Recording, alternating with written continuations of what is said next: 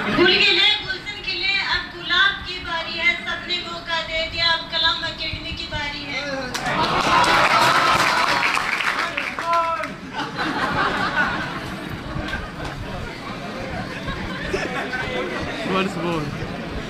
जिंदगी एक काली के जिसमें ना रंगों का ठहराव है, जिंदगी तो तब उजागर हुई जब इसमें गुरु नाम का भी एक भाव था, कि जिंदगी गिरवी रखकर भी जिस काम कभी ना चुका पाए कर्जा, केवल माता पिता ही नहीं उस भगवान बराबर है मेरे सभी गुरुओं का दर्जा।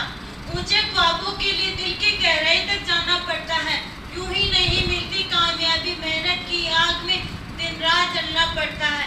अरे जो खेरत में मिलती कामयाबी तो हर शख्स कामयाब होता, फिर ना कदर होती किसी हुनर की, ना ही कोई शख्स लाजवाब होता।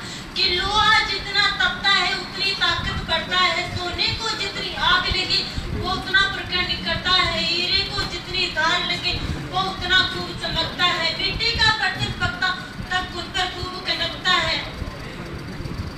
और हम भारत माता के बच्चे हैं, क्यों सोचे कि रास्ता सरल होगा, वक्त लगेगा पर संघर्ष जरूर सफल होगा।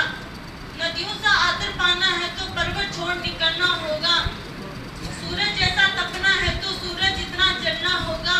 और अंत में मैं यही कहना चाहती हूँ कि मेरी जिंदगी की असली उड़ान अभी बाकी